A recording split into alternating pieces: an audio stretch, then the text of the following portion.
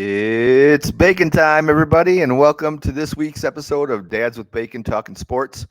As always, I am Aaron Ludwig, your host, and welcome to this week's edition, December 28th, 2022, a few days away from a new year.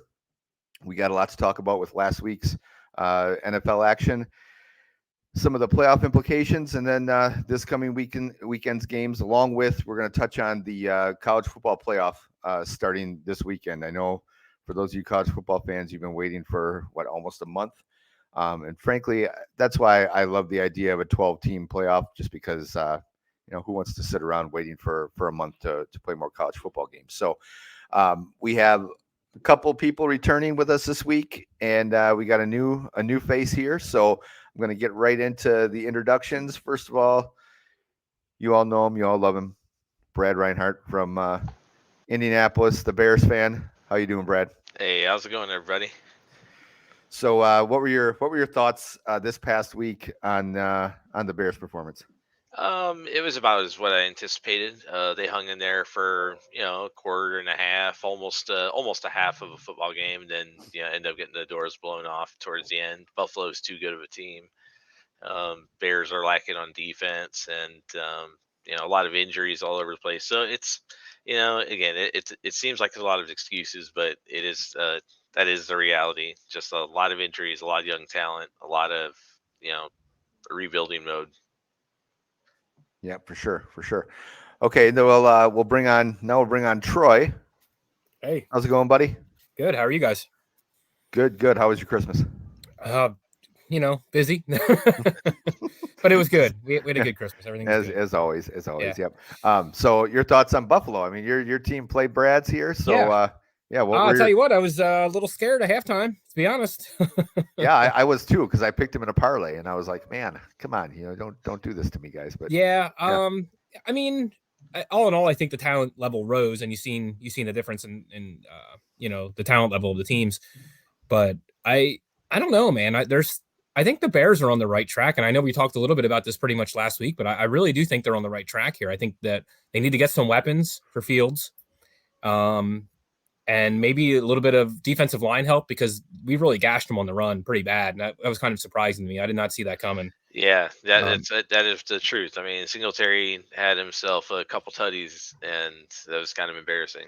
Yeah, well, they almost had 200-yard rushers. Singletary had 104, I think, and Cook had 99. So yeah, and that's not even using Josh's legs. So I can imagine if Josh would have ran too, they probably would have been well over 300 yards rushing. So, but now I guess. Well, here let's bring in Chris. Go ahead. I had a brain fart there. All right, the newest face on our show is Chris. Chris, are you there? Yes, I'm here. Okay, all right. I didn't see your face here, but we got your voice, so that's all we need. How are you doing, buddy? Pretty good. Now, who's your favorite team? I'm a Raider fan. Oh, yeah. You know what? Okay, sometimes I know going in. Yeah, so sometimes I know going into the shows who likes who just from comments on Facebook, but Chris kind of comments on everything. So like I think that's why I wasn't really sure. So okay, you got a lot going on. Let me start first by your thoughts on Carr. They benched him this week. From what I heard, it's just to make sure he doesn't get hurt, through the end of the year. And the rumors are that they could be, what I heard, and you can correct me maybe if I'm wrong on this, is that there's something in his contract actually that says that the Raiders could actually part ways with him right after the season and not owe him another dime. First of all, do you know if that's true or not? If I heard that correctly, and what are your thoughts on his future with the Raiders? Yeah, they could release him after this year, and I think it might be a $5 million cap hit. So that wouldn't be too bad. But I can't see the Raiders bringing in Devontae Adams, giving up that kind of draft capital, and then getting rid of Derek Carr. So, but I do know if he were to get hurt, like sustain a serious injury, then the next 2 years of his contract are fully guaranteed at 40 million. So I think it's a financial risk type move because we have a minuscule chance of making the playoffs. But I love Derek Carr. I think with the right people around him, like he could be he would be an elite quarterback. I mean, I think in a stable organization like say Green Bay, a team that has a plan every year. They draft very well. I think Derek Carr would be, a top tier quarterback or pretty close. And he's been that, anyway, under like chaos. I Sure. mean, new coaches every other year, sometimes every season. I mean, he's learned about 6 different offenses, in his 9 years with the Raiders. So, I mean, I love Derek Carr. The fan base doesn't care for him that much, but I'm a big Derek Carr fan. So let me ask you this, Chris. Then what do you? I mean, because yeah, I've heard a lot of people blame Derek Carr for their season. I don't know. I mean, I don't follow them enough to tell you whether or not that's accurate. So you'd be a better judge of that. Um, if it's not, like, what's your opinion on why this team is underachieving so badly, or were they just um, I guess were they just were the expectations maybe too high going in? Kind of like the Packers here. I'm a Packer fan, and I mean I expected them to win the division or be at least in the running to win it. And most of us did not expect to be fighting for their playoff lives right now. Um, but in hindsight, maybe we were expecting too much out of the young wide receiving core so early. Maybe they needed to have a rough year like this and turn on. What are your thoughts on the Raiders and why they're struggling so much? Over the years, we just haven't drafted very well, Okay. and there's a dearth of talent in Las Vegas. The fan base seems to think because we squeaked into the playoffs last year that the next step was Super Bowl contender. But I mean, if you look at the Raiders starting 22, I mean, you'd be lucky to find 10 quality NFL starters. I mean, the offensive line has one quality NFL starter. That's Colton Miller. I mean, yeah, we have some nice players at the skill positions, but I mean, if you're not controlling the line of scrimmage, I mean, it doesn't matter. And same thing on defense. I mean, we have some nice players. Crosby is a great building block, but I mean, we're pretty pedestrian everywhere else. An old Chandler Jones, journeyman type at the defensive tackle position. Perryman's a nice inside linebacker, but there's nothing around him. Nate, Hops is a good corner in the secondary. I like Merrick. He's a nice safety, but I mean, in the NFL, it's a battle of attrition. So the Sure. bottom 2/3 of your roster have to have talent. You have to have guys who can come in and play when the injuries hit. And the bottom 2/3 of your roster, that's where your special teams guys are. So special teams, I mean, out of a 16, 17 game season, special teams will probably decide 4 of those games. And the Sure. teams that are great on special teams tend to have really good roster depth. So, to have roster depth, you have to draft well, you have to manage the salary cap well. And the Raiders just haven't done that. And it's been that way for a long time. Okay, let me ask you one more question. I'm glad you're a Raiders fan because that actually, I mean, like I said, there's a lot of stuff going on there with that team. But and then we'll move on to this past week's games. Um, your opinions on McDaniel's as a head coach? Are you You do know you do what? you like the job he's done, or did you like the hire? What were your thoughts? I didn't like the hire. I just didn't. Um, Not so much because of how things went in Denver, but because the Raiders are so dysfunctional that you can sometimes bring in a coach and you just can't outcoach organization dysfunction.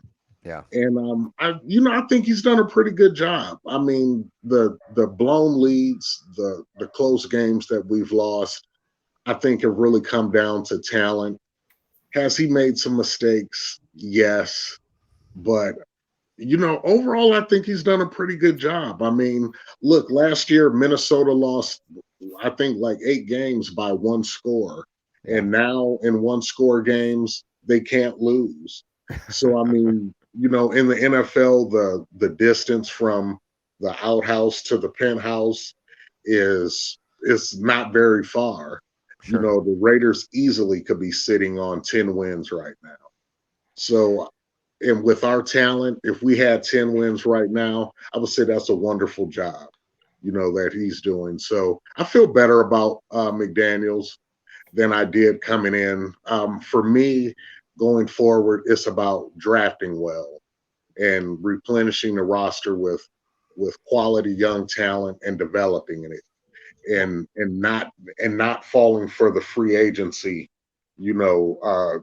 falling into the free agency pit of hell, throwing money at every big name guy. Like I said, I'm not a Green Bay Packers fan, but I'm a fan of how they build a team. Not being desperate, throwing money at free agents, Sure. using money to take care of their own homegrown guys, and continuing to draft well. I mean, Well, you look at the 2 picks they got for Devontae Adams. yep. I Those hate to guys are say going it, to but be players. that's 100% true. Being a Bears fan, having to see that for so long, Yeah, Well, yeah, it's true. and I guess the team I was thinking of when you were talking, was saying that, Chris, and you probably won't like me saying this, but for the longest time, at least when they had Brady, I felt like the Patriots ran their organization like that too. They had a very, exactly. and Troy, you probably won't like me saying this either, but Yeah. they had a very, and for the longest time, I wanted the Packers to be more like them because I felt like throughout the season they had no problems going out and finding guys just to fill holes. Mhm. And Yeah. the Packers for the longest time, it's different with Brian Gutekunst now, but like when Ted Thompson, I mean, may he rest in peace, but when that guy was the GM, he never did anything during the season. I mean, there was you could have a decimated roster, and he wasn't going to be going out and signing too many free agents to bring in. And now they tend to do that. I mean, sometimes they sign guys and then cut them the next week, but I felt like the Patriots for a while were really good at just okay, where do we need to go here? Even during the trade deadline, trade deadline would come up, they wouldn't necessarily trade for some big names. They'd trade for some guys that filled a need, and and they'd go on and be in another Super Bowl. I mean, it was just that's the kind of team that I admire teams like that are willing to Yeah. go out and do that. But Yeah, I would comment on both of those topics. I mean, the one yeah, we're closing up here with the Raiders, and now what you were yeah, saying no, with that's the fine. Patriots. With the Patriots one, it's yeah. I mean, you were even getting guys that were taking vet minimums to go play for them just because they knew they had a chance to win a championship, and it didn't matter what role they were filling on the team. That's a huge thing, and that's kind of happening in Buffalo right now. Like, granted, they do have to pay a little bit more sometimes because some people aren't so fond of the elements and stuff like that up there. But it is happening a little bit. They're seeing there's a championship caliber roster there, and they know they can go there. And yeah, maybe they're only going to sign a 1-year deal or a 2-year deal. But what was the big phrase back in the 2000s? The Patriot way, right? Yep. Well, now it's like a lot of teams are building upon that. They're like, hey, we have to have it our way, and we can't give in to these guys that want a bunch of money that want to come in and might ruin the culture we already have in this locker room. So that Yeah. was my one point on that. My point on the Raiders I was going to make real quick is two things. Number one, I don't think they should have moved on from Richie Bisaccia last year. I thought he did a hell of a job when he came in as the interim head coach last year. I thought he should have won that job hands down. Yeah. Number two, how many first round picks have they missed on now? And to be fair, I mean, a couple of them because of legal reasons, but still, I mean, missing on those first round picks, that's going to catch up to you eventually. Yeah. Yeah, I mean, they lost Ruggs to the car accident, and who was the cornerback that was toting a gun around on social media? I can't remember who that was. Yeah, Damon Arnett. I mean, what? I mean, they're really not doing their homework, I guess, on some of these guys. I mean, yeah. Well, we always kind of joked here in Green Bay after when Devontae had the issue with the guy, and what was it? The camera Give me a guy. second. Yeah, yeah, it was like, okay, well, I don't know, maybe if he feels the need to fit in with the Raiders Yeah. culture or what, I don't know what to do. Not that was, I mean, I think that was blown a little bit out of proportion, but It was, yeah. So, well, okay, let me since since we were talking coaches, let's before we go to the games, the other kind of big news, and I guess some people might say it was took way too long. Nathaniel Hackett getting canned. Well, that's kind of a I bad can way to tell put you it, as a but Buffalo. I can tell you as a Buffalo fan, he was our offensive coordinator the years that we had Doug Marrone as our head coach. yeah, And I didn't think he was head coach material. I barely thought he was OC material. Now he did pretty good with you guys in Green yeah. Bay. I was just But gonna say, I would also tend to believe that Rodgers probably had a lot of say in that too, though. yeah, but that's the thing. A lot of times with and especially with Aaron Rodgers, maybe it's A with good other quarterback can quarterbacks overcome a too. bad OC. Yeah. I mean, I feel like Aaron Rodgers more than any other quarterback. And again, I don't know a lot of, maybe Mahomes is like this, maybe Josh Allen is like this. He really talks a lot and puts a lot into like relationships, and like they just brought back, oh crap. Now I'm having a brain freeze here. Their old quarterbacks coach. I don't know Brad Zingler on the if he's still watching, maybe he can remind me who the old quarterbacks coach that they had for years. He retired. Now they brought him back to help Aaron and to help Jordan Love develop.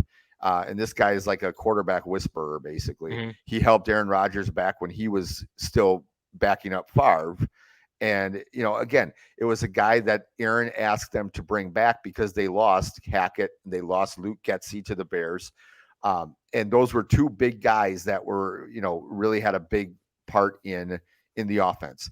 Well, that's interesting that you bring that up, Aaron, because I'm kind of curious. When I saw that firing go down, I don't know what the contract stipulations are and stuff. Is there any chance they bring him in even as an offensive consultant the rest of the year? The Packers bringing him back? I don't know about the rest of the year, but I would love to have him back as the offensive coordinator next year. I mean, I think you hear about certain people who are. I mean, and I personally, I think Todd Bowles is one of these people down in Tampa Bay. Because if I'm not mistaken, not head coach. Yeah, just a great. I mean, I think he's a great defensive mind, and whatever reason, I'm not saying he's the reason why they're struggling this year.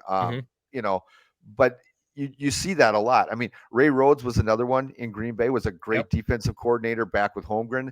And then he only had one season to try to prove. Tom Clements, thank you. Somebody mentioned. Yeah, I remember him. Yep, okay. So, but Ray Rhodes is another one. I mean, there's just a lot. And frankly, I think McDaniels, I was interested with what you had to say about him, Chris, because he strikes me as one of those guys that maybe is a great OC and not necessarily as good a head coach. Yep. I think Nathaniel Hackett would be great back here in Green Bay. I'd love to have him back here next year. Maybe they may say, you know what, hey, we already moved on from him. But the problem with LaFleur is that he kind of, and maybe this isn't a problem, I guess in my eyes it kind of is. He tends to bring in people who are friends of his, and that makes it harder to can him when they're not doing as good of a job, And Joe Barry's a perfect example. He was a friend of his. He brought him in as the defense coordinator. People are like, what the hell are you doing? I mean, this guy, and I mean, yeah, they did well with 3 picks in the second half against the Dolphins on Sunday, but the season has not been a good one for Joe Barry. And to be fair, too, it was dealing with a bad back, right? I mean, or was it a concussion? I can't remember. Oh, Tua. Yeah. Yeah. I mean, Tua was, concussion, bad back. They're kind of the same. What a joke that whole situation is, right? Well, yeah. And Chris, what are your I'm thoughts? Not saying that jokingly because I'm not making fun of concussions. I'm just saying, sure. Their organization is handling that whole thing terribly, absolutely terribly. Yeah, for sure. Yeah, and they say, oh yeah, he was having back spasms and that. Well, now that was for his first concussion, correct? That was when he played the Bills the first time, and he got hit on a play, and you could literally see his head bounce off the grass. And when he got up, he was wobbling around. Sorry about that. They said that he was having back spasms, and that's why he fell. Like, come on, man. That's Yeah. not back spasms. Yeah, well, and I know touching on that a little bit, there's a guy out of Milwaukee named Bill Michaels that I listen to, usually on a day-to-day basis, talking about the Packers and stuff, and he brought up an interesting point, which I actually kind of agree, and I hadn't thought about until he brought it up, because right now I guess the NFL is opening up an investigation into how they've handled the whole Tua thing in Miami, and Bill said, here's the thing with that whole situation is everybody wants to play the blame game, but at some point you have to, rely on the player to let you know Right. how they're feeling. Right. And if the player doesn't show any outward signs like slurring their words or anything like that, because apparently, at least in the game this Sunday against the Packers, they did ask him, during the game after he hit his head on the turf, they asked him if he was okay, and they supposedly, from what I heard, they were asking some of the receivers if hey, is he slurring his words? How does he seem? And they're all like, yeah, he seems fine. Like there's nothing outwardly that would point to a concussion. So, Yep. Brad, since you were able to hop back on here, I guess since Troy brought it up, what are your thoughts on that whole thing? I mean, does the NFL have a responsibility to do something? Is it all on Tua to come out and say it? Because we know he's not probably going to say a whole lot. Yeah, it's tough because it's like a double-edged sword, man, because you want to be out there sacrificing yourself for your players and your teammates and doing the best you can as an athlete, but at the same time we know now that there are long-term repercussions when it comes to that game. And Yeah, if you are going to be held liable for the long-term health of those individuals, that it's well within the NFL's right to do that because they're the one that insures those players for X amount of years, or however, you know, because there are some guys who don't get insured because they don't have long-term contracts, and sure. it's a slippery slope, man, and it's something I don't know a ton about, but I think the NFL, if long as you can keep people from taking those kind of blows and that kind of mental damage long term, I think preventative, I think, is a good thing. Okay, Chris, let me ask you this, since we're talking about Tua. And I heard a few things. I don't know if they're facts or if they're just some people spouting off about what the Dolphins should do. I've heard there's a possibility because he's in concussion protocol right now that they may just, at least sit him the last couple games, just to be safe. First of all, do you think the Dolphins making the playoffs because they're still fighting for their playoff lives right now? Do you think they make in the playoffs with him with Teddy Bridgewater backing him up? And would that be a smart move on their part just to say, play it safe and say, you know what, hey, Tua, take the last couple of weeks off? Well, their owner, Stephen Ross, I think, Yeah, he's desperate to win now, and I just don't think that he would okay Tua being set out for the rest of the regular season. I think Teddy Bridgewater definitely can run the show. I mean, they have the offensive line. God knows they have the weapons. And I mean, sure. he's not going to make mistakes. He's going to get the ball out, get it to where it's supposed to go. He's not going to take a lot of risk. They run the football very well too. So I mean, they could definitely win with Teddy Bridgewater. My thing with Tua is, you watch when I watch him play, and this goes back to Alabama. Mm-hmm. He doesn't protect himself very well. Like it's hard to explain, but it's a certain feel that players have for protecting themselves. Sure. I remember when I used to watch Robert Griffin the third play, I used to be like, wow, this dude takes some really, really hellacious hits. And a lot of times, hey, he could have gotten down, or he could have gotten maybe a little lower. He could have got ready to protect himself a little bit better before the hit. But Yep. Tua doesn't do that. Even sometimes when he throws the ball away, he waits too long and he takes unnecessary punishment. And I notice when he falls a lot, like, I mean, look, you got big guys hitting you, and I understand, but I've never seen a guy fall so much and his head bounces off the turf. the way he does. I mean, it's just the way he plays. He does what he can to extend plays. I I think injuries will probably be an issue with him. It's not like he's Jim McMahon and he's trying to take on linebackers head on or anything. But He's a good player, but he's a reckless player. yeah, he's He's kind of like, yes, you're right. When it comes to physically protecting himself, he just does not care. I mean, because I've seen that game. I think where the week before when he was at Alabama, when Mac Jones ended up coming in and playing, I think against Auburn, and they were playing a real, I think it was a FCS school, and when he got hurt on that play, I sit there and thought, like, man, dude, you could have threw the ball away like 4 seconds before you got crushed. Like, like, why are you, what were you waiting on? He does, he just plays reckless. And I think injuries will always be an issue with him. And I don't think he would let them sit him out. He's looking at a second contract right now. So if they ask him how you feeling, I think even if he's having headaches, he's going to say, "I feel great." If he's having dizzy spells, he's going to be like, "I feel great," because that second contract, he has a lot of family that he's trying to take care of. People in Miami say that he has a ton of family from Hawaii that are all, they stay with him. So, he's taking care of a lot of people. He needs that second contract. Now, maybe he might be a little more careful once he gets that second contract, but every time he gets hurt, he loses money because the best ability is availability.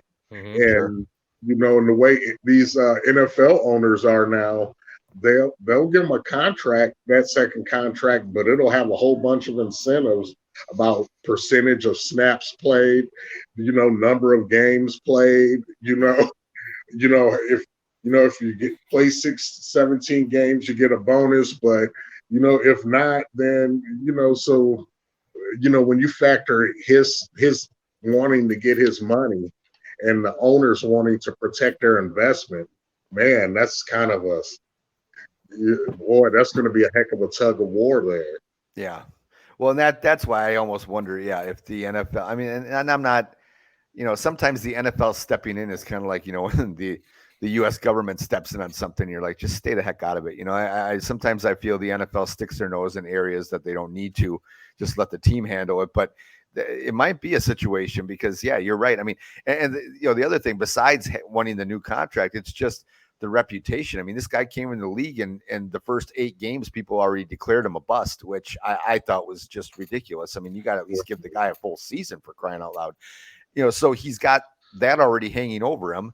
I think there's still a lot of people, and especially after the way he ended the Packers game on Sunday, throwing the 3 picks and all that.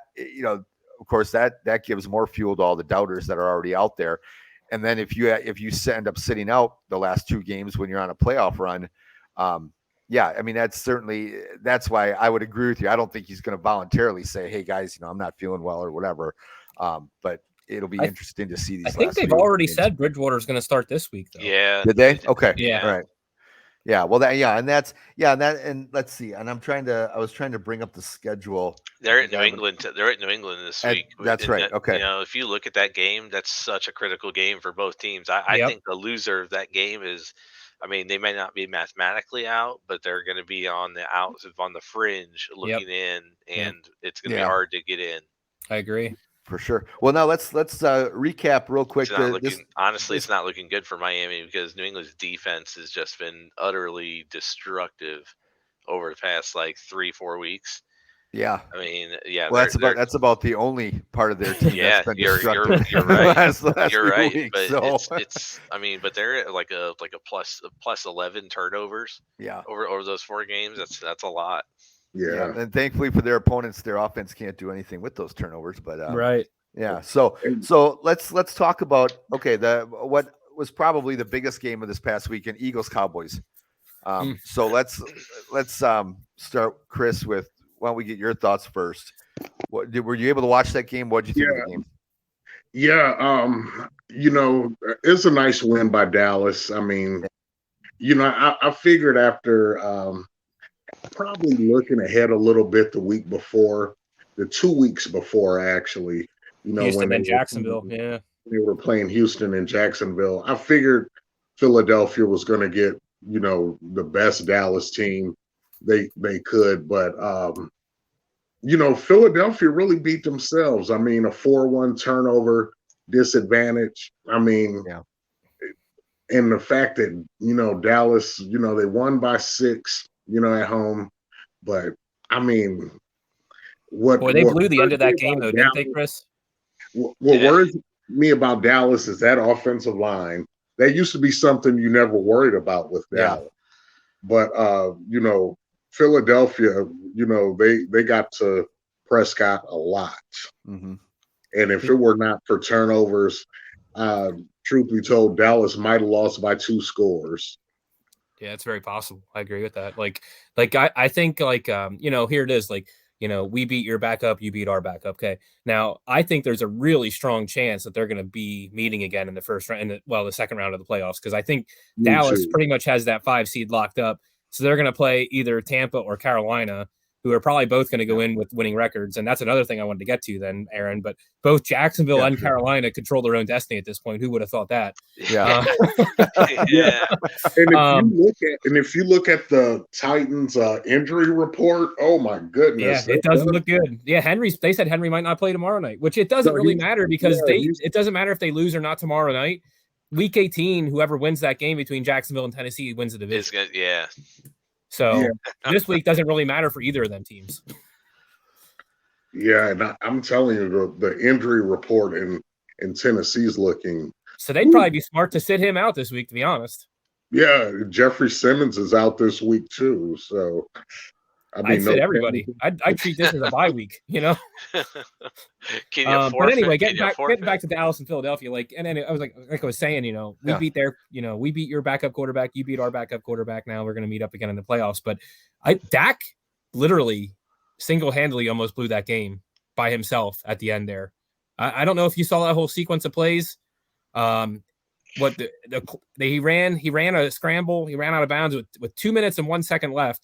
So all he has to do is go down in bounds there, and it gets to the 2-minute warning, right? So then you don't have to worry about that stopping the clock. The next play after it's 2:01, he takes a sack for 9 yards when the clock was going to stop anyway at the 2-minute warning. Why are you not throwing that ball away? Like, where is your game awareness? Like, that is terrible. Then they only get a field goal out of that. Then you're giving Philly the ball back with a chance to go down and win the game. Like, that was terrible game management by Dak Prescott. I mean, they really were lucky to get away there at the end. Yeah, and that's something that you see with Mike McCarthy teams. I'm not a big Mike McCarthy guy at all. I honestly, I think going forward, Dallas will probably be better off letting Dan Quinn coach. The little things, with Mike McCarthy coach teams, the little think about things, last year in the playoffs, right? Situational stuff. Like last year, they played San Francisco and they just totally abandoned the running game. At the end of the game too, they ran that play and ran out of time at the end of the game. The clock management, little things, like at this time of year, it's the little things, the little small details. And it seems like Mike McCarthy coach teams, it's always the little things, even in Green Bay. And I know he'll always be Mike McCarthy, Super Bowl winning coach. But, the truth of the matter is a lot of those Green Bay teams after the Super Bowl team, you felt like they left meat on the bone. Oh, for sure. Yeah. And you're right. I mean, I think he'll always get the benefit of the doubt because he coached him to that Super Bowl in 2010. But I mean, there weren't too many people that were sad to see him go when they cut ties with him. I mean, I'll say that there were quite a few people that were pretty, I mean, he got a warm reception when he came back, this season with the Cowboys, but I mean, we love Brett Favre now too, even though he went to the Vikings. So I mean, enough time goes by, you kind of move on from that kind of stuff. But yeah, when you look back on it, you just try to be as objective as possible. Yeah, that last year or two with Aaron, they were butting heads quite a bit. I know Aaron took a lot of heat for that. I mean, a lot of people I think felt like Aaron got him fired. I don't necessarily know if that's the case. I mean, maybe a little bit of it is, but and now Brad's smirking there, so I don't know if he's I'm got just some. reading a few of the comments in here. A few people have been saying Justin McDaniel said Minshew looked great in last week's game. He thought. Well, yeah. I'll tell you what. I mean, I think he earned himself a chance to compete for a starting job next year somewhere. I don't know where that is. I don't know if you want to go to Indianapolis and end your career, but thank God that label does not belong to the Bears anymore. Well, I mean, it was Phillip Rivers, and then it was Carson Wentz, and then it was Matt Ryan. Now, I now live in Foles, it. Okay, I live in Indianapolis, so my wife is a Colts fan. All her friends are Colts fans. Everybody around me are Colts fans. And I just asked them, like, what in the heck is their team doing? You can't keep signing quarterbacks, at the end of their career to hope to get one more good year out of them. Like, what are they doing? When the day that you saw Andrew Luck sign his retirement papers was the day that you should immediately been tanking in order to freaking get another quarterback. Or at least doing your homework on a guy that you can draft. Yeah, I mean, because they went with Jacoby Brissett, they thought that he would be good enough. He was not good enough. So I mean, he's a good filler. Cleveland saw how good he was this year. Sorry, I'll tell you what, though. To be fair to Brissett, I don't think he was the reason Cleveland was losing games this year, and I think he's actually played much better than what Watson has played so far. I mean, yes, and then I think that's because Watson's only played like 4 games in the past couple of years. True. So we'll see what happens with him as well, because I think that there are questions as to whether Deshaun Watson can actually become what he used to be. But again, that's another conversation. Especially without getting massages now. I mean, okay, so let me ask you guys this, since I definitely want to touch on this coming weekend's games. Yeah, there's 2 big games this week, super huge games this week. Yeah. Anything else stand out before we move on from last weekend? Anything else stand out? I'm kind of looking at this guy. I guess we could talk a little bit. I mean, we already touched on him a little, but the Titans lose to the Texans. Yep. 19-14. I mean, let's be honest, dude.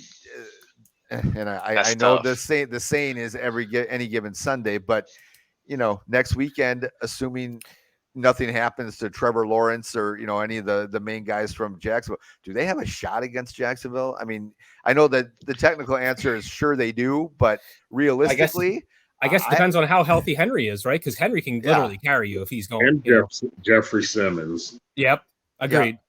Yeah. So I mean, what's going on? And we talked about this, Troy and Brad, you probably remember us talking about it last week. I think we've talked about it almost the three shows now that we've had for sports.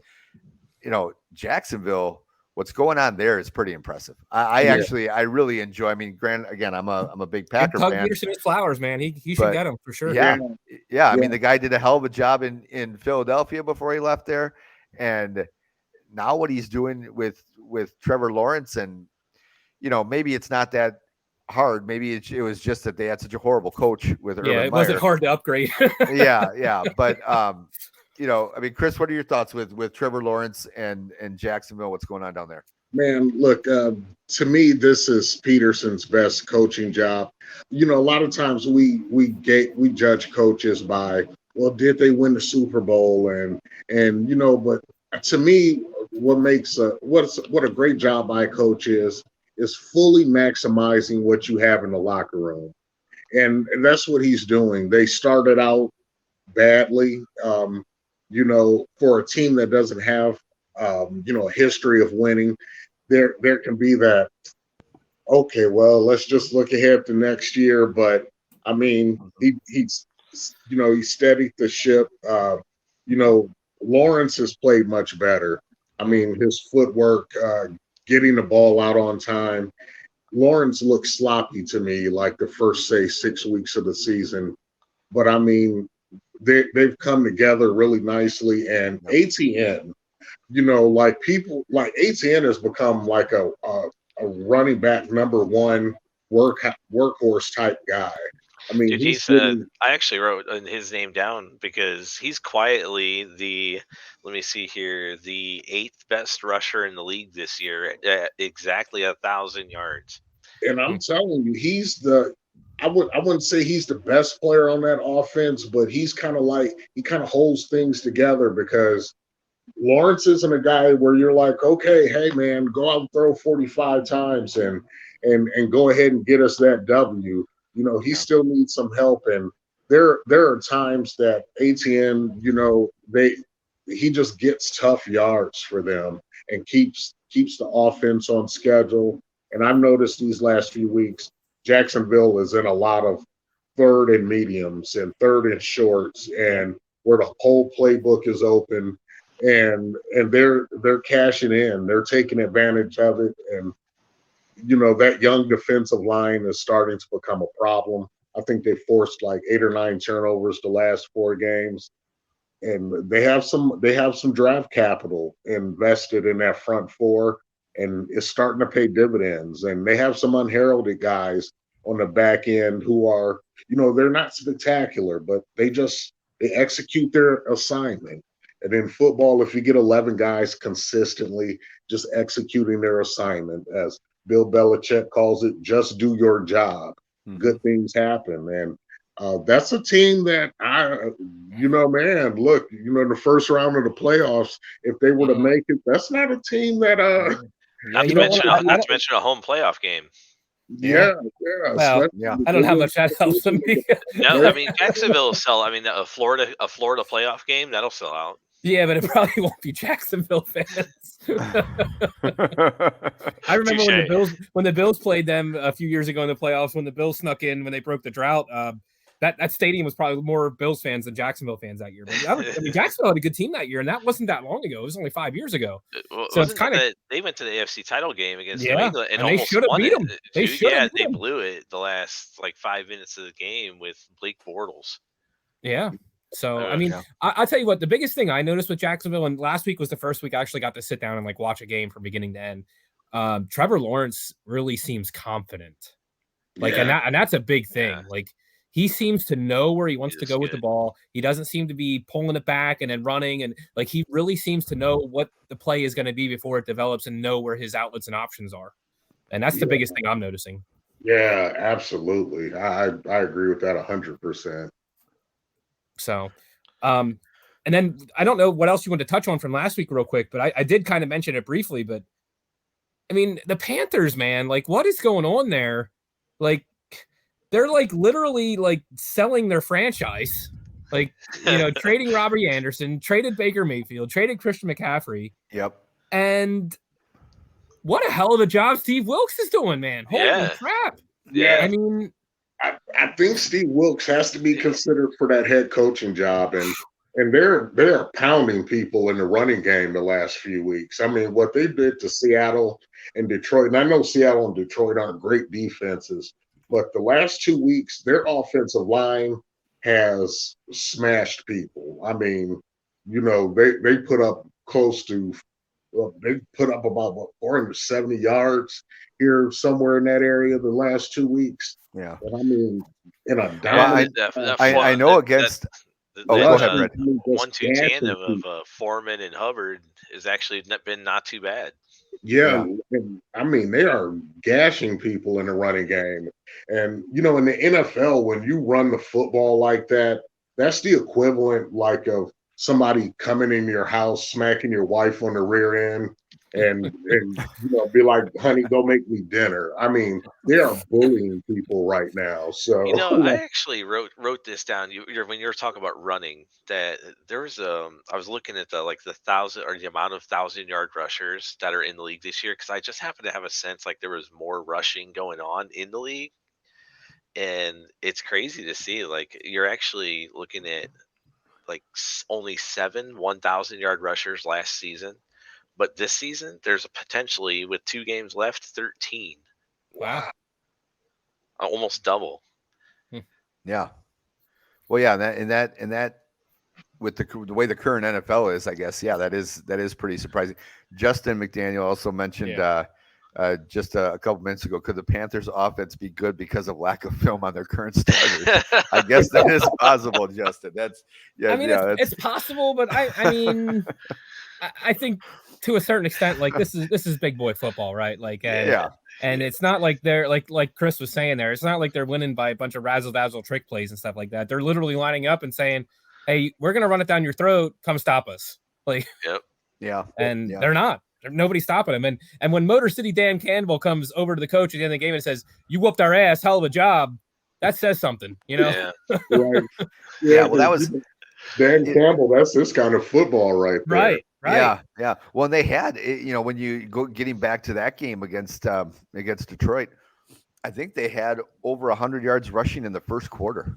Yeah. Because I think they had it wide, and then that was helped by, I think they had a big run to kick it off on their first drive. They had like a big touchdown run or whatever. But so that helped. But still, I mean, you're like, dang, 100 yards in the, that was not going to be, and not that I was necessarily cheering for them, but they've kind of become that team that you're like, you just kind of, I don't want to say you're happy for them, but I guess you kind of, I mean, I thought for sure they were going to keep it going last week. There's a piece on that team that they haven't fully utilized yet. And once they figure out how to use Laviska Shenault a little bit better, they could be scary, because I think he has all the potential to be just like Deebo Samuel is on the 49ers. Like, I think he's an all-around guy. You can line him up in the backfield. You can give him the end arounds. You can do the short, screen passes, all that kind of stuff. So, I mean, I think right now lack of quarterback play is going to kill them. But if they find a quarterback, that I tell you what, they got some stuff building right there. They could be scary. Yeah, and there's quarterbacks in that division. There's quarterbacks in this draft. I mean, I think the next 2 years, if you can't find a quarterback, then you're doing something wrong. There's a lot of quarterback talent coming out. Okay, so why don't we go to this coming week's games? So the ones I wrote down, I mean, first of all, Bills Bengals. I think that's the game of the week. I think. Yeah. How often does that happen on Monday night? Sunday night or Monday night? Kidding. Monday night. It's Monday night. Yeah. When's the last time Monday nights had a good game? Like that used to be the game of the week all the time, right? Monday nights kind of become the old Thursday nights. I feel like there've been more good Thursday night matchups this year than there have been Monday night ones. But so let's kind of break that one down a little bit. Should have been the AFC Championship game last year. I was just going to say that, and it could be. Well, wait. Was that last year's championship game? Was it Chiefs? Chiefs. Bengals. Yeah. The divisional round was when the Chiefs and Bills had that dramatic game. But that's right. I mean, a lot of people said that they think and I'm not saying this as a Bills homer. I'm saying this from even outside perspectives. They said that if Buffalo would have beat Kansas City, they would have went on to win the Super Bowl that year. I do mostly believe that. I mean, the Rams kind of were hot right now, so I can't say much about that. But I do think they would have got past the Bengals. But now I wonder, with all the pundits that have said that, do the Bengals keep that in their pocket now and say, use it as a little bit of extra motivation this week? Sure. Well, and what's interesting about this game is early in the year, I thought, because a lot of people were saying that, I think history has shown that the team that loses the Super Bowl usually doesn't go back there for, or they have a hard time even making the playoffs the next season. Right. And honestly, the way the season started for the Bengals, I was like, oh, that could be true for this Bengals team too. But they really righted the ship. So, it's in Cincinnati. Yep. And to be honest, I don't really know if that makes a whole lot of a difference for the Bills, because I feel like the Bills have had some performances at home this year that have been, let's just say below average. Well, I think once you've been to the playoffs and you face some of the teams that the Bills have faced in the playoffs on the road, specifically Kansas City is what I'm talking about. Like, you can adjust to pretty much any other, stadium at this point, when you're playing. And sure, I mean, the Bengals fans are going to be pumped up and it's going to be a little bit of different environment. There's probably going to be different songs being played and whatever, and all, whatever their whole thing is. But no, I mean, at this point in the season, you've dealt with all that. You're ready for that. I don't, and I think Bills are even either 1 or 2 point favorites going into this game, if I'm not mistaken. So Man, I Yeah. think the Bengals match up really well to the Bills. I mean, their offense is clicking on all cylinders. Yes. Mixon is finally back Yep. and healthy, not nicked up. I mean, their defense can stop the run, unlike the Bears last week that let them run all over the place. So I think right about now, I think the Bengals seem to me a little more complete, but I'm talking about just fractions. I mean, it's really a coin flip game, but Yeah. I would favor the Bengals being at home. Well, and what's interesting about this, and then Chris, I'll get your. I just want to mention this is, I'm looking at the standings right now, and I don't have anything in front of me that shows me the playoff picture, but I know the Mhm. Bills are the number one seed as of right Mhm. now at 12-3. Bengals are 11-4, and I feel like the Yeah, They they're control still their own Bengals. fighting. destiny. Well, if they went out and Kansas City loses one of their last two, they would get Yep, the 1 seed. correct. See, and I feel like they've been real sneaky because I don't feel Mhm. like there's a lot of everyone keeps talking about obviously the Bengals or the Bills and the Chiefs, which is understandable, but the Bengals have kind of snuck up on all of a sudden. Hey, here we are. We're 11-4. And we're one game out of the number one seed. Yeah, Um, I think they're on an 8-game win streak if I'm not Yeah, mistaken. they're at one are point they? four for 7 games. Yep. They were 4-4 at one point. Okay. Okay. Yep. Yeah. So it's impressive what they've done. And I don't think they get enough credit for it. Chris, what are your thoughts? I think Zach Taylor's doing a fantastic job. Mhm. Cincinnati's defense doesn't get a lot of credit. They don't have, star power. They don't have a guy on that defense. They're like that guy, other than maybe Hendrickson and Bates. But I mean, those guys are really solid. I mean, Sam Hubbard. yeah, Sam Hubbard's another. They're a hot. Their defense, all of those guys, they run to the football. They don't have assignment errors. They don't beat themselves. They don't miss a lot of tackles. They're just really solid all the way around. And I like Zach Taylor. He does a great job of making sure that they stay balanced. A lot of times, in this era, when you have a stud quarterback and you have guys like Chase, Higgins, Boyd, you Mhm. fall in love with throwing the football. But Yeah. Taylor doesn't do that. He makes sure that Mixon and Pirine continue to get carries. They keep the offense on schedule. The only thing that worries me is Lyle Collins being out for the season because that offensive line was starting to play much better. They were Mhm. horrible the first month of the season, and they've played so much better. And, losing Lyle Collins, I think is going to be huge, especially against Buffalo, because Von Miller not being there, I don't think is a big deal with Boogie Basham, Rousseau, and I'm forgetting Epinesa. some. Yeah, yeah. Shaq Lawson. With those three young guys, and having Ed Oliver, up there in the middle, Buffalo can get to the quarterback without blitzing. And Tre'Davious White is back. They're very good on the back end. I mean, Micah Hyde, of course. I mean, they're going That's to a miss shame. him, but I mean, on the back end, I mean, that entire Buffalo defense from front to back, they're very good. They're very good. And in today's NFL, you got to be able to get to the quarterback without blitzing, and you got to be able to take care of your business on the back end. And with Tre'Davious White, Teron Johnson, Poyer, and those guys, they definitely can do that. And Sean McDermott, his background is coaching the Yep. secondary. And those guys play their assignments very well. You never hear, blown assignment by the Bills and a guy's running wide open. That Yep. doesn't happen. You got to earn everything you get against those guys. They're saying in their room, just much like the Patriots had to do your job, theirs is do your 111th. That's what their thing is. Yeah, Yeah. yeah, absolutely. And So- by the way, Aaron, thanks for Micah Hyde. I do appreciate that. I don't know what you guys didn't see in him, but that guy's a stud, man, and he's Yeah. a hell of a dude too. Yeah, he is, and I don't know what they didn't see him in either, but I think he had some.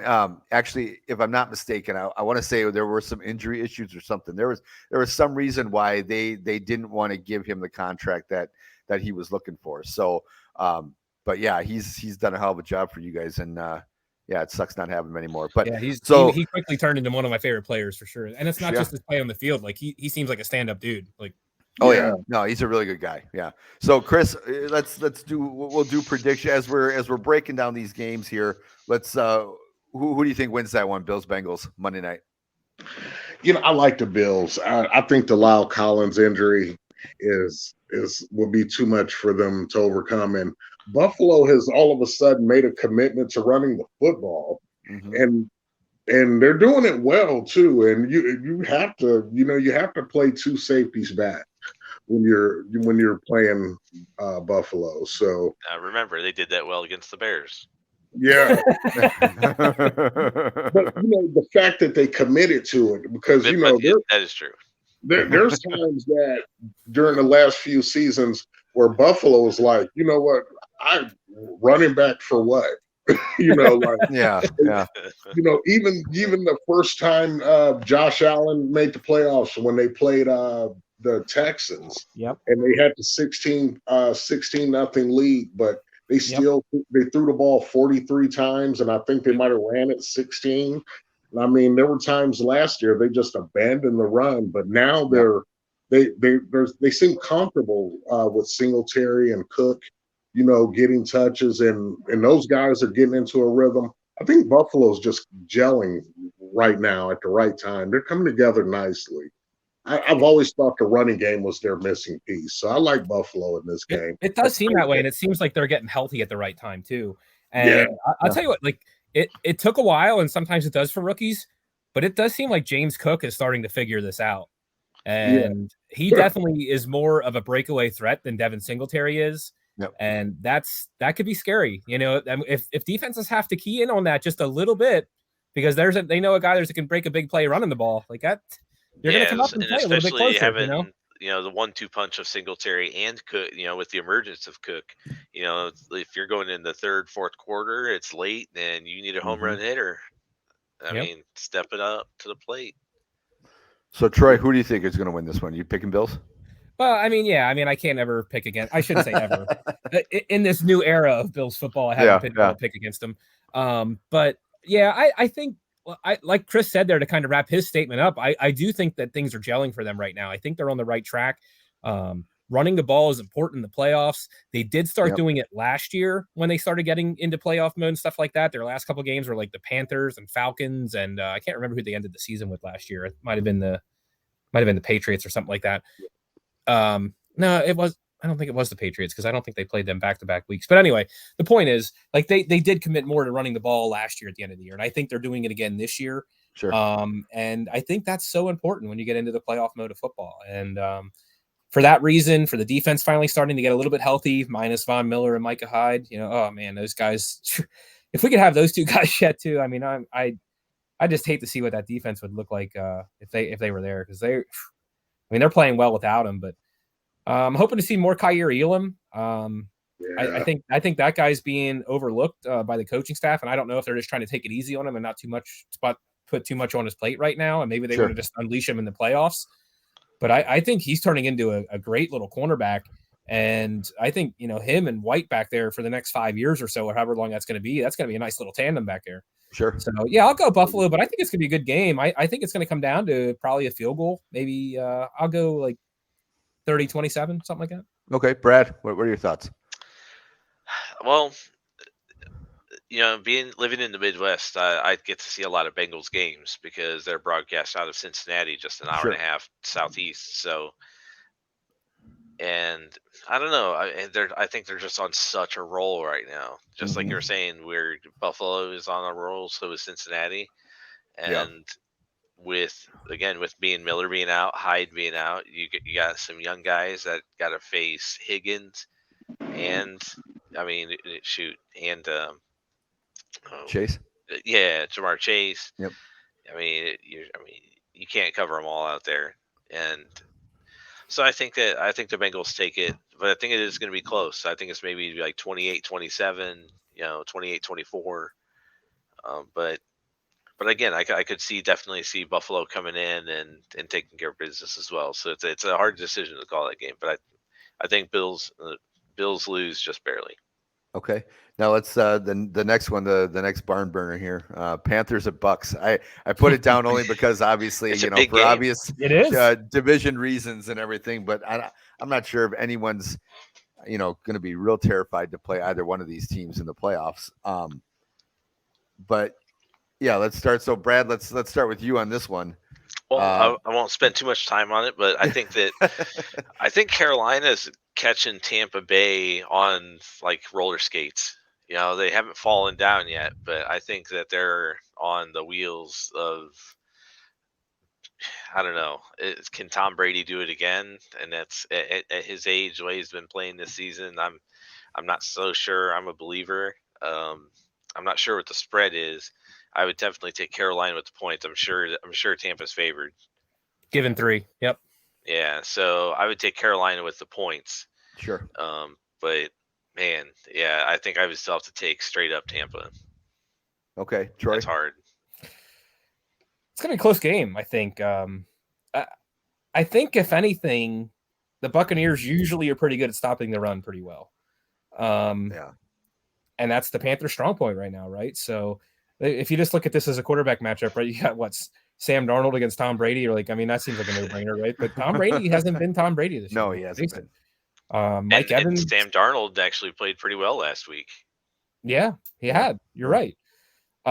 Mike Evans hasn't been doing what he normally, has been doing. I don't know. It just seems like, and it might come down to what you said too about Todd Bowles. Like maybe he's just not the right coach there. Who knows?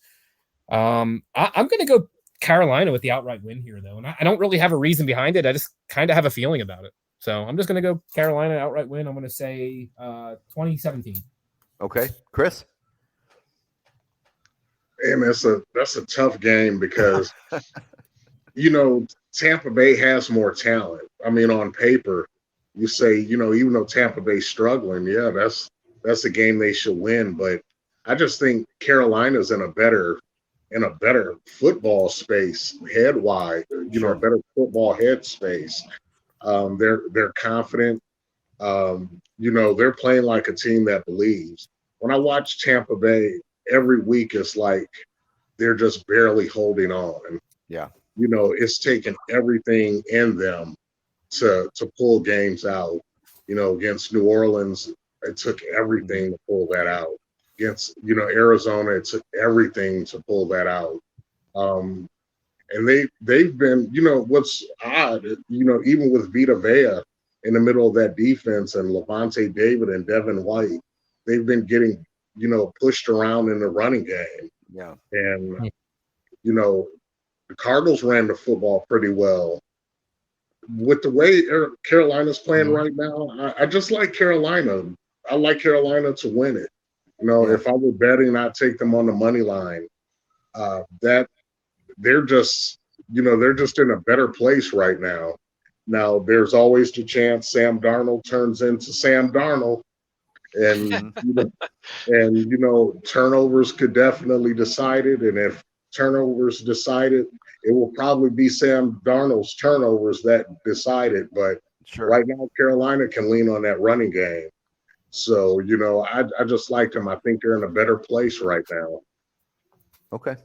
So now let's the next game that I have written down is Browns at Commanders. The reason I have it written down, not that this is necessarily a sexy game because it isn't really, but obviously the Commanders are still playing for a playoff spot. And this week they just decided to put Wentz back in as starter over Heineke. So, I think that adds kind of an extra layer. I mean, the Browns are one of those teams that I kind of feel like, Aaron Rodgers said this about the Packers a few weeks ago, where the Packers this season are a team that can beat anybody and they can lose to anybody. And I feel that that's a pretty good description of them. I feel that that's not that the Browns have beaten a ton of teams, but I don't feel like they're a team that's going to go in there and get pushed around by the Commanders or really too many other teams. So do the Browns have a shot at the Commanders whether it's with Heineke or with Wentz? I mean, this obviously it's going to be with Wentz, but Troy, what are your thoughts on that one? Yeah, I mean, I think the Browns have a chance to win this game. I should say, especially with Wentz at quarterback. Yeah. I don't know what Rivera's thinking here.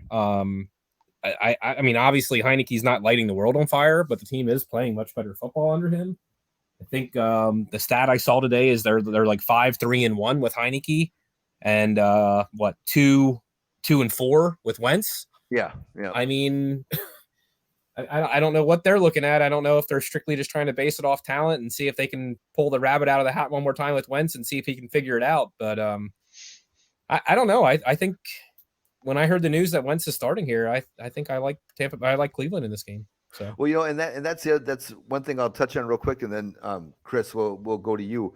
But looking at it again from a Packer fan perspective, and I'm every week they talk about what are the odds the Packers can squeeze into the or sneak into the playoffs, and obviously they need the Commanders to lose one of these last two games. Next week they finish the season against Dallas, and I was 2 weeks ago I'm looking at that going, well, they'll beat the Browns, but they'll lose to the Cowboys. And now I would agree with you. With Wentz, I don't know if that's such a guarantee that the Browns they're gonna lose to the Browns. Chris, what do you think? Um, man, I'm one of those people that for some reason I really want Carson Wentz to succeed. I do. Sure. I love his tools. I think he really cares about winning and cares about wanting to be better. For some reason, he just gets in his own way sometimes. But what I really think will decide the game is Cleveland's inability to stop the run. I mean, Cleveland, that's a team. Look on the defensive line, they're great on the edge with Garrett and Clowney, but up the gut, they're a little soft. And I think Robinson and Gibson are going to be the guys that decide this for the Commanders. Cleveland's offense looks really disjointed when Nick Chubb and Kareem Hunt are not touching the football. And I look, Deshaun Watson just hasn't played enough. Sure. And, this is really preseason for him. And he looks very rusty. The passing game looks really disjointed. And I just think that, the Commanders are a little further ahead in their program. Like, I think if Watson had played all year, I'd probably lean towards Cleveland, but Sure. their inability to stop the power running game, I think, is what's going to decide it. And Ron Rivera is not going to be the guy. Well, I got to put this on Carson Wentz's shoulders. He has no problem with putting that game in Brian Robinson's hands and Antonio Gibson Sure. and McKissick. I think the running game for the Commanders will be what decides this game. So I like the Commanders. Okay, Brad. Yeah, I'm a Commanders fan as well. I think that the for everybody said offensive is just kind of like you said. I like the word you use, clunky. Um, the passing game, they don't really have an elite receiver. Jarvis Landry is out, right? And Yep. Donovan Peoples Jones he's been good, but nothing nothing that really lights the world on fire. So I think offensively they're just going to struggle against the Commanders, who have a really nasty pass rush, and I think this might Yeah. be a good call for Deshaun Watson. So I like the Commanders here. Okay. Okay. So then the last game, and then we'll just talk real quick about the college football semifinals and be done. Um, Packers Vikings. I had to put this on. Just well, No, this is another obviously very big game. it's a big game. It is a very big game. Um, so what's your prediction, Aaron? Let's You start off with the big spots. yeah. First of all, I just want to, I said to my wife, even if the Packers, like to me, the Vikings are the Packers' new rival. I mean, my dad grew up hating the Bears, and I grew up hating the Bears too.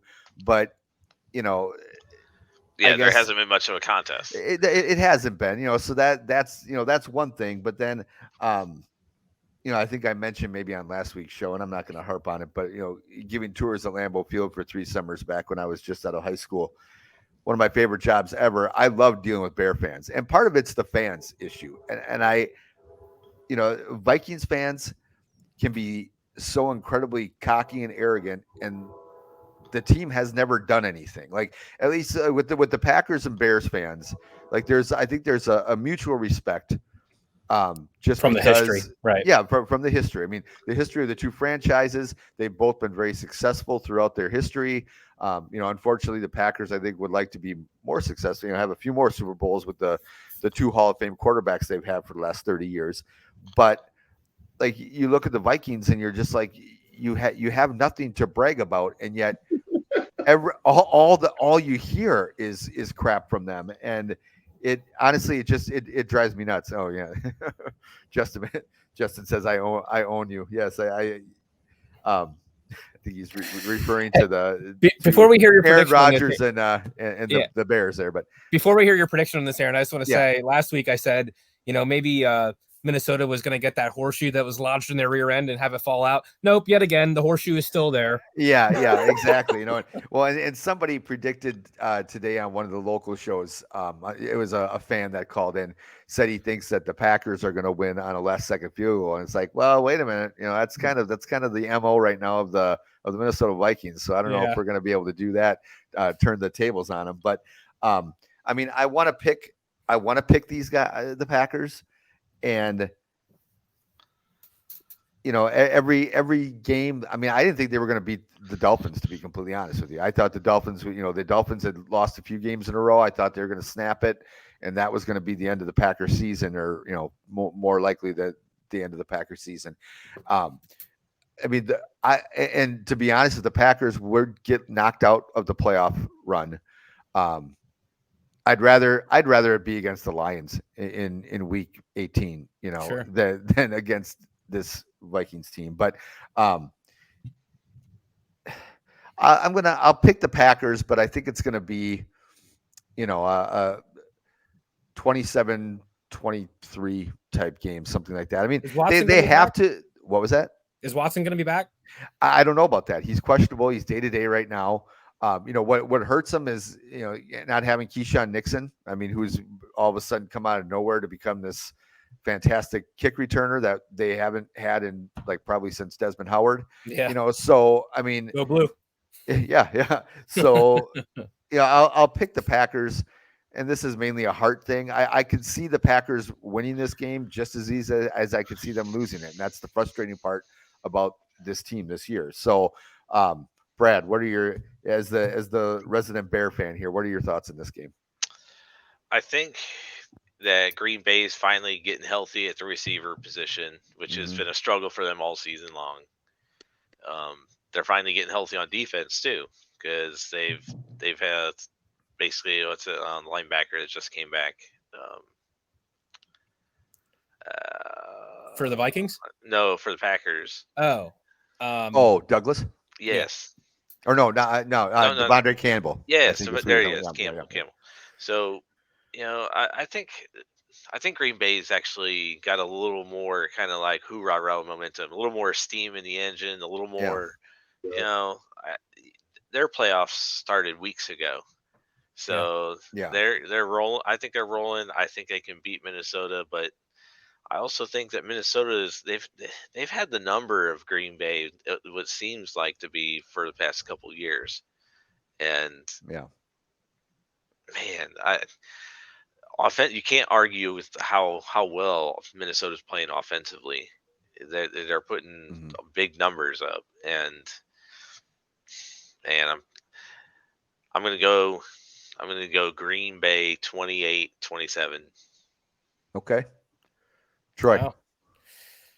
I mean, I don't know. Like, I thought I would be kind of on the minority here when I would say I think Green Bay is going to win this game, but I just think they have more to play for. And in all reality, I don't really, other than maybe San Francisco coming up and sneaking and pulling that 2 seed from Minnesota, I don't really see what else they have to play for. So with all that being said, I think Green Bay is going to go into this game needing it more, and therefore I think they're just going to play a better game. And here I'm going to throw you for a shocker here, because I think if it's a close game, obviously Minnesota's got the edge here. So I think this is going to kind of be a blowout. I think I'm going to go like 30-10. Oh, okay. Hey, Packer fans will take that. Chris, your thoughts? I think Green Bay is going to win out. I think they're going to win this week and next week.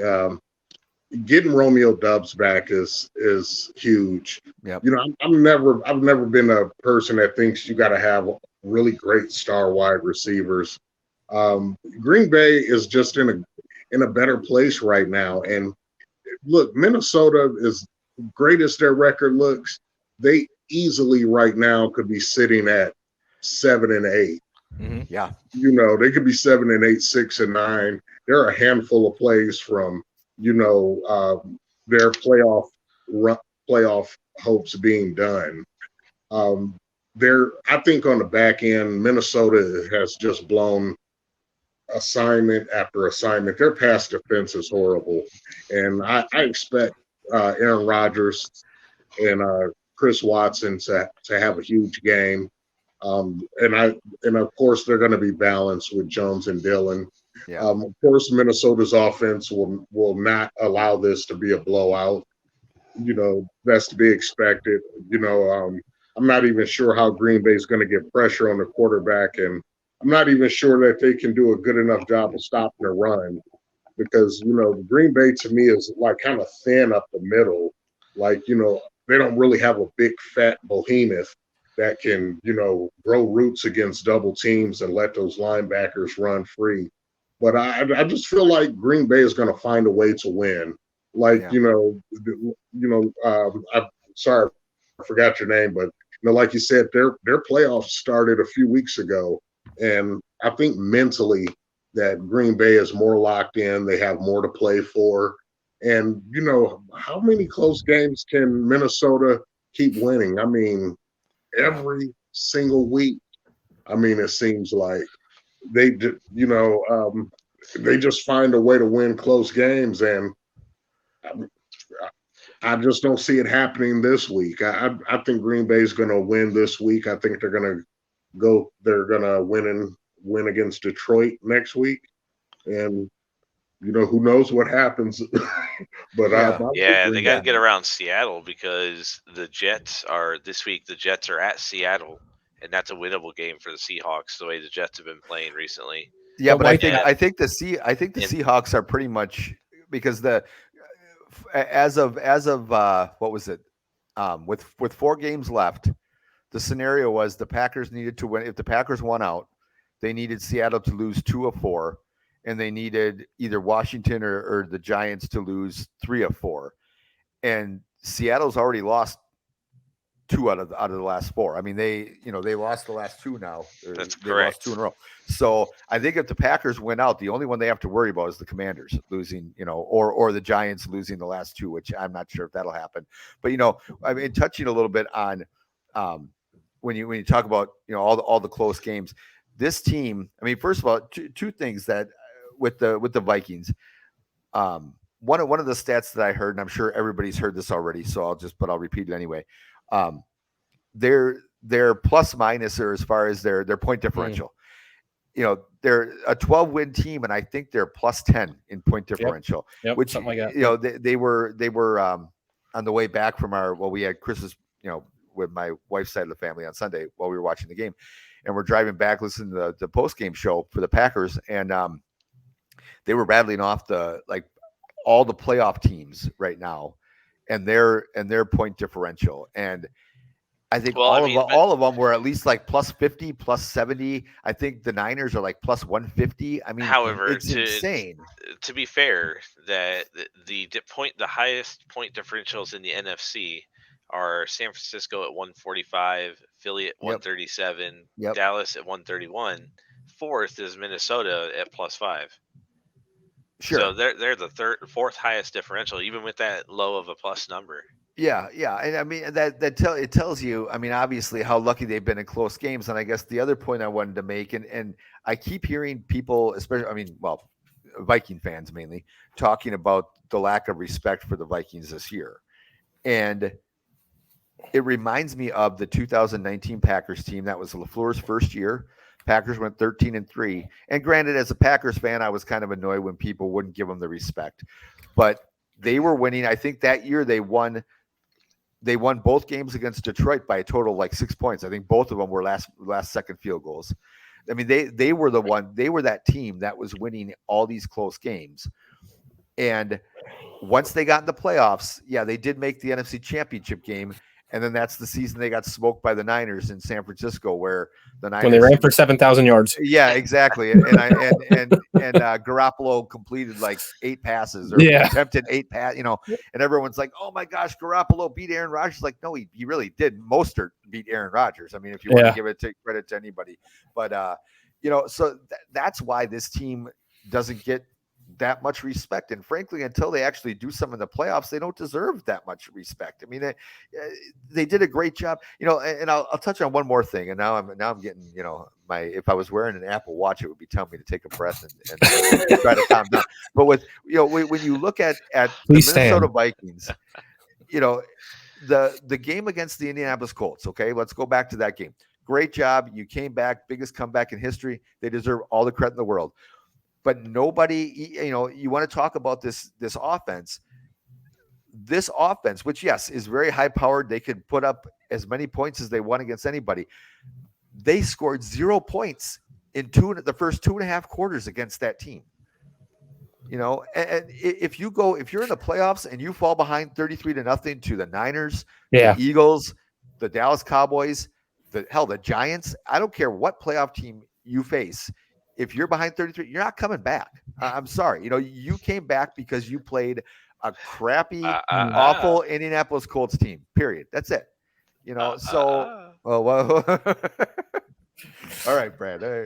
So why are you saying that? You know what the irony of that whole situation is? Is that the Colts taking over that honor from Frank Reich? Yeah.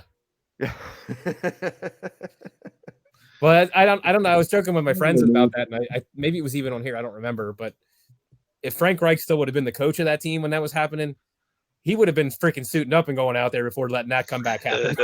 Well, yeah, exactly. All right, so we're way long, but that's fine because we're having a good time talking football. Let's touch before we leave though on the college football playoff. It's been, I mentioned, I think in the intro, one of the reasons why I was a fan of doing like a 12-team playoff is because you have this whole month, and I know they all have finals and everything else and whatever. But I mean, I hate going a whole month and then all of a sudden now you have the 14 playoff. But first of all, let me ask you this: all three of you, give me your opinion on this. TCU, Michigan, Ohio State against Georgia. Do you think? And I know we probably could have talked about this 2 or 3 weeks ago, or 3 or 4 weeks ago, frankly. Did the playoff committee get it right? I mean, should TCU,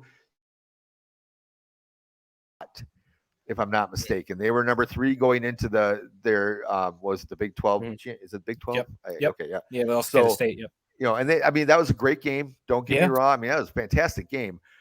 But and I'm not saying put Alabama in or whatever, but did they deserve to just stay put and be in there? Did they get these 4 teams right? Why don't we start, Chris? Let's start with you. Did they get the 4 teams right? I think Alabama is better than TCU. I would agree. I mean, you really can't. I can't really argue with TCU being there because, truth be told, both games that Alabama lost, they committed a ton of penalties. That both of those games were there for them to win. Both of those games they should have won, and they didn't. So, even though I think if Alabama played TCU, I think they'd probably beat them pretty handily. They didn't take care of business, and so they're not there. Yeah. Troy, what do you think? I think in this instance they got it right, but I do agree with Chris. I think talent wise and everything like that, Alabama's the better team. Alabama shot themselves in the foot all game, but I there's all these what ifs and who knows, and like what if Herndon Hooker wouldn't have got hurt? Like they probably wouldn't have Alabama probably would have never jumped Tennessee. If Herndon Hooker wouldn't have got hurt. So. Sure. Then you could make the argument should Tennessee have still been in, I guess the only answer to this really is we'll see, right? Like we'll see. For sure. Did they get it right? Like if TCU goes in there and beats Michigan, well, yeah, then I'd say they got it right. Yeah. Brad, how about you? What do you think? Well, I was looking at one of our commenters. His name's Brad Zingler. Nice name, Brad. Yeah. Um, and he said, "I'm surprised they got it right and they didn't include Alabama." And Right. well, I mean, but think about it. Like the entire playoff discussion circulates around Alabama every year. Yeah. Yeah. Mhm. So it goes without saying that's a pretty surprising thing. But I would agree that they did get it right, because if they ranked TCU as high as they did, and they lose in the conference title game, and Alabama's already lost 2 games, sorry, Yeah. you still haven't met the 2 loss threshold. Yeah, And they I don't think you should be penalized correct. for losing in your championship game, and then a team that doesn't even make their championship game gets in over you. That does seem Yeah. a little odd to me. Sure. Yeah. Okay. So TCU and Michigan. That's the first game I wrote down here. Brad, you start. Go ahead. I like Michigan in this game. Sure. I mean, their defense is nasty, man. They are so stout up front, and they can make any offensive play caller I mean, just get off their spot and just not be very comfortable. So I having being living in Big Ten country, I've been watching Michigan football all year. I definitely think Yeah. they'll beat TCU. Well, I think the other thing about them too, and we saw it in the Ohio State game, is just their physicality over. I Mm. mean, they just Yeah. they I mean, I thought they had a good chance of beating Ohio State. I didn't think they'd boat race them in the second half the way they did, and it was really just, I think, a matter of them punching Ohio State in the mouth, and all of a sudden Ohio State had no idea what to do, because hey, we're Ohio State, you're just supposed to kind of roll over and let us pass for 500 yards against you or whatever. Well, So quick side note about Ohio State. I got to plug my high school right here, Ben Davis Giants. yeah. That the right tackle for Ohio State, Dewan Jones. Oh, He's nice. actually, yeah, he's like in the top 10 rated offensive lineman going into this year's draft. Wow, I nice. taught the kid. He's a great young man, and he's such a good dude. I'm super proud to see where he's at, and for him to see the way that Michigan played against him, and he's a tough dude. He's a Yeah. big old dude. He's like 6'8", like 330, 340. He's a big monster. Wow, nice. Yeah. Troy, what were your thoughts here at TCU and Michigan? Well, we don't really talk too much college football here, but Yeah, I'm a Michigan fan. I've been a Michigan fan ever since Desmond Howard. Love Desmond Howard as a player, and thanks then for him, by the way. Thank you. yeah, he was amazing. And then Charles Woodson, another guy Yeah. that Thank you for him too. Yeah. when Woodson when he took over the college football, and that's literally what he did. He took over college football like Yeah. that was just different. You hadn't seen anything like that. He was a guy you could put on offense, on special teams, on defense. It didn't matter. He was going to make a play. It's kind of throwback. I mean, he was just amazing and fun to watch, and that took my fandom to a whole nother level. So anyway, with all that being said, so I just want to get that bias out of the way a little bit. I do think Michigan wins this game. Yeah. I really hate to see that Blake Corum's not going to play this game, because he was having a heck of a season. Little quick, twitchy back, had some breakaway speed. But Edwards has been carrying the load really well for them since Corum's been out, but he's also been doing it with a broken thumb. So I'm thinking by the time this game's played, that thumb should be healed, and he probably won't need that cast on his hand anymore. So that'll be a good thing. Well, yeah. So yeah, I'll take Michigan here, and I kind of don't think it's going to be close. I really don't. I'm going to maybe like 33-13. Okay, Chris, TCU or Michigan? Yeah, Michigan easily. TCU doesn't. I think TCU can hang around because they're an experienced, mentally tough team. But Michigan, I think, will physically dominate both sides of the line of scrimmage. And once I can see Michigan running for about 250 on TCU. They're just going to bully them and push them around. The level of physicality from Michigan that Michigan plays with compared to what TCU plays against in practice every day, and in the Big 12, there's no comparison. I mean, I think they're going to beat the fight right out of TCU, and they'll win easily. Okay, well, Chris, let's stick with you. And next game, Ohio State and Georgia. What are your thoughts on that one? Man, boy, it's a lot of NFL talent in this game. Like, I mean, you could probably have an NFL draft just with these two teams. Georgia. Yeah. So what 2 or 3 Georgia players from this team are going to go to the Packers in the next draft? Hopefully let's not talk about Stetson Bennett. Well, Sorry, don't mean to interrupt you. Go ahead, Chris. What are your thoughts on the game here? no, I would, if hopefully it'll be one of the big guys on that defensive line, because Yeah. I think Green Bay needs some size on that defensive line. I like Ohio State in this game. Okay. Wow. Look, Stetson Bennett's a great story, but I think what'll happen is Ohio State will jump out on Georgia early. I think they'll make them one-dimensional and force Stetson Bennett to beat them, and I don't think he can. Ohio State's not going to just march up and down the field on Georgia, but they're going to do enough. I think Ohio State wins the turnover battle. I think their defense will make Stetson Bennett very uncomfortable. And I think Ohio State, if you looked at Michigan game, statistically, it looks like Michigan just ran the ball down Ohio State's throat. But 140 of those 200-plus rushing yards came on 2 runs, and then they had the 3 big pass plays. Yep. If you take away those big plays, what you have is probably an Ohio State win. And I think Ohio State, it will benefit from, we probably shouldn't be here, but man, we lucked up and we got in here. So let's take advantage of it. Sure. And I think Ohio State will be really, really ready to play. And like I said, I think they'll jump on Georgia early. I think Georgia will steady the ship and not let it get out of hand. But I like Ohio State in a close one, somewhere in that 20, 23, 20 range. I don't think it'll be, a shootout or anything like that. But I think Ohio State's defense carries the day. Okay. Troy, how about you? Well, I think Ohio State has a shooter's chance here. I really do. I mean, I think, but I think there's a little bit more talent on Georgia. I think there's a little bit more cohesion on Georgia. And with all that being said, I think that's why I'm going to stick with Georgia here. Okay. That leads me to another thing though. I was just thinking about how many times has it happened where bitter rivals have played each other in championship games, and it doesn't happen that often. Yeah. But that's got to give the advantage to the team that lost the first meeting, right?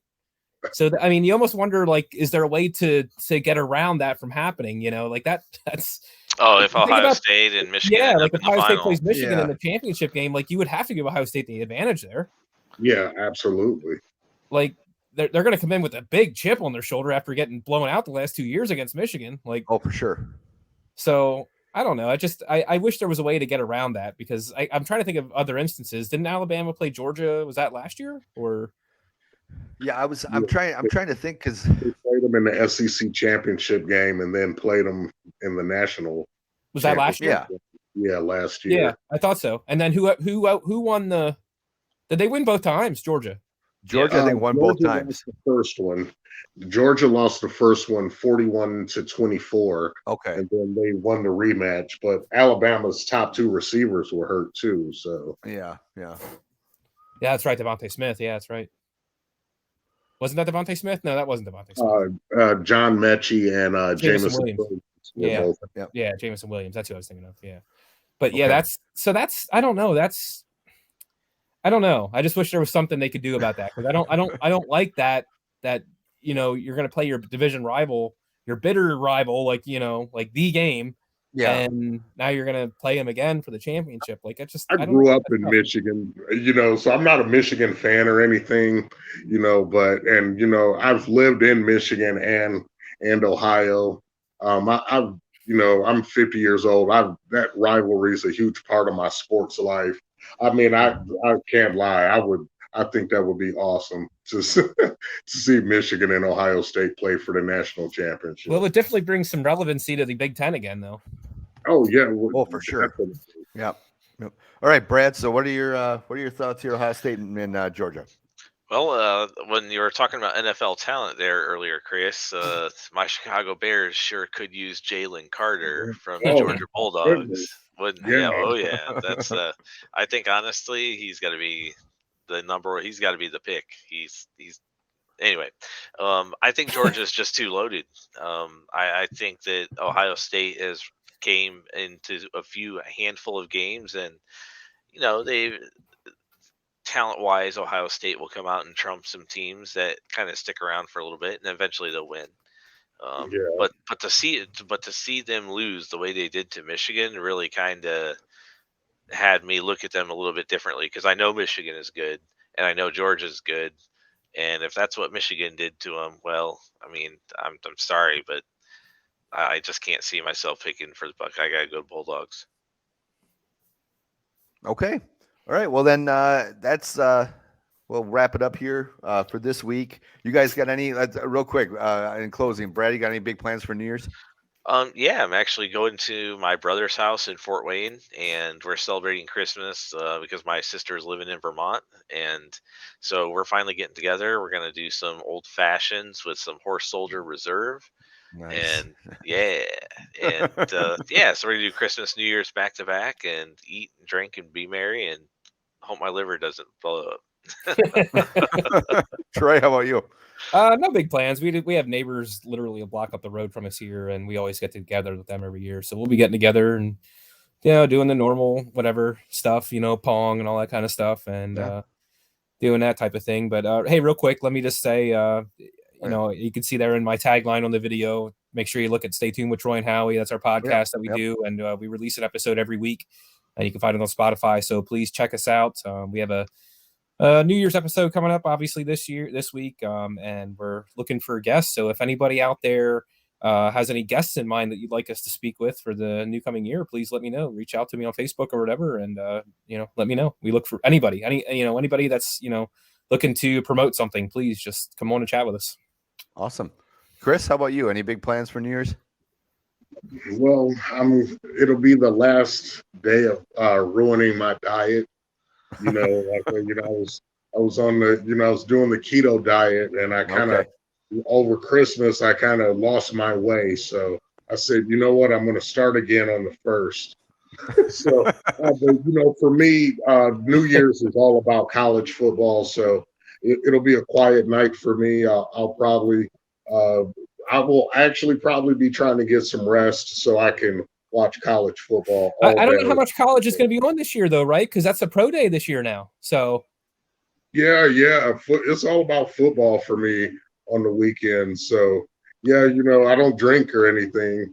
So I will be in the house eating sweets, that I shouldn't be eating, and probably having some fried catfish that I shouldn't be eating. Yeah, boy. Yeah, boy. Nice. And snapper soup. Just ruining my diet for one more night and getting ready for a big Sunday of football. Yeah, I actually, real quick, I have a friend of a friend of mine, and by the way, Brad, this Brad Zingler, he was actually the best man at my wedding. Oh, and cool. I've known him since I was 5 years old, so we've known each other for 40 years. But anyway, he and I have a mutual friend, who is also a New Year's baby, and kind of hitting on what you're talking about, Chris, with one more day of doing eating what you should. He's also a smoker. And so every year his big thing was, I'm going to smoke a bunch on New Year's Eve, and then I'm going to quit smoking on January 1st. It's on my birthday. I'm going to, and I mean, that always lasted like a week. And then I think he was, usually whatever, but there's another story, but we're running long anyway. So I'll have to save that other story for a different time. But to everybody that watched or that will be watching or listening, again, have a very merry, well, not merry, that's Merry Christmas. Have a happy, safe and healthy New Year.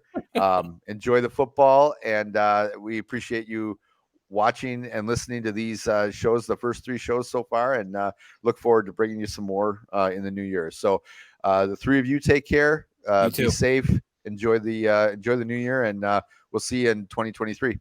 Happy New Year, everybody. Happy New Year.